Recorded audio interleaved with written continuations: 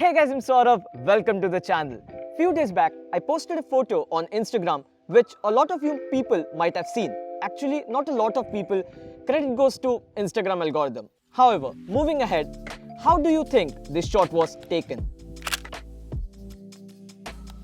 Actually, this is not a single exposure.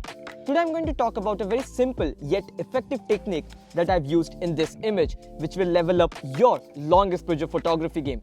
This is going to be a short video, very easy but very helpful, super excited. So without wasting any time, let's get started.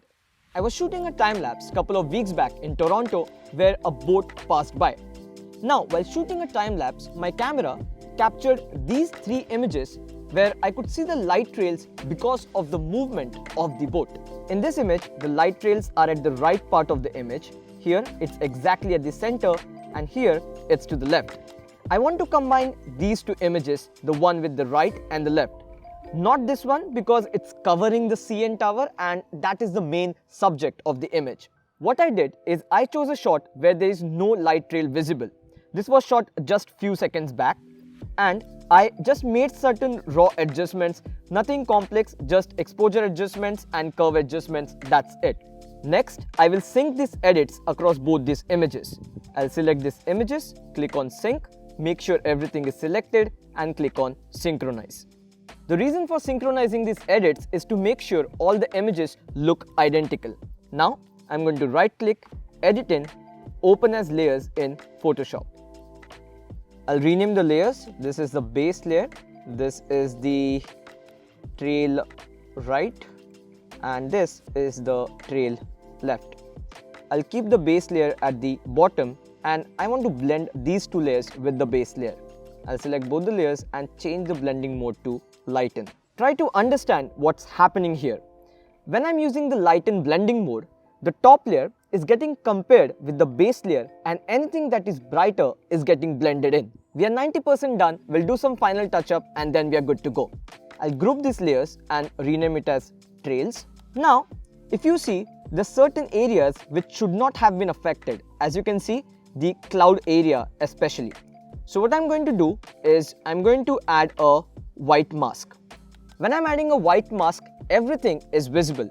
When I paint black on it, I'm removing those areas from the image. So I'm going to choose the brush and select black as my color. I'm using a softer brush here with hardness as 0, and then I'll start painting the areas where I feel I don't want the images to blend in. I'm doing a rough job here. For the final image, I took out time and did a much better job than this one. There's some music playing in the background, so I better finish this video as soon as possible. There's just one last step. I want to remove the light trails from the extreme left part of the image. So what I'm going to do is I'm going to add another mask. I'm going to make a group and then again do the same thing. Add a white mask. I'm using a gradient tool here and then just slightly paint these areas out of it.